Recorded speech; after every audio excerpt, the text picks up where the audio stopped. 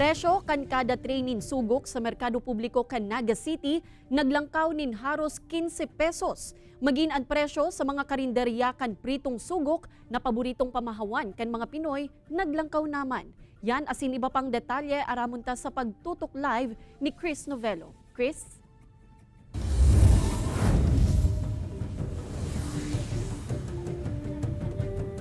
Kate, bulan pa subuot kan Agosto kan nagpuo na magmahal ang presyo kan sugok sa merkado publiko kan syudad na maitatakod subot sa kakulanganing supply asin mahal na gasto sa pagtransportar kaini. Apwera sa ibang mga barakalo nagmahal naman ng 15 pesos ang kada tray ng sugok sa merkado publiko sa siyudad ni Naga. Ang small size na sugok na dating 6 pesos and 50 centavos, ngunyan 7 pesos and 30 centavos na. Ang dating 7 pesos and 50 centavos kada pidasong large na sugok, ngunyan 7 pesos and 80 centavos na. Bantang ang XL size kainin na dating 8 pesos, ngunyan 8 pesos and 50 centavos na. Basado ini sa monitoring kan Market Enterprise and Promotions Office o MEPO asin mga egg retailers sa merkado, posibleng ang kakulangan sa supply asin dakulang gasto sa transportasyon ang rason kan paghiro kan presyo kan mga sugok sa ngunyan.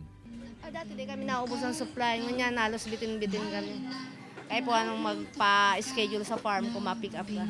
Ang mayor na rason da itong nagkukulang ang supply sa itong transportation cost. Si Glesican Bano aning pili, nagpasiring pa sa siyudad ni Naga sa paglaon na makakabaka ng barabaratong sugok na panindasubot niya sa iyang sari-sari store. Mahal. Kung sa tindahan po, may na po kayo makukuha ang bilin siya. Kaya kaipon mo na pong magkambas. Dinhuli kan halangkaw na presyo kan sugok, magay ng paboritong pamahawan na sunny side up, ag nagmahal naman subot ang presyo. 12. Kunyang 15 na po.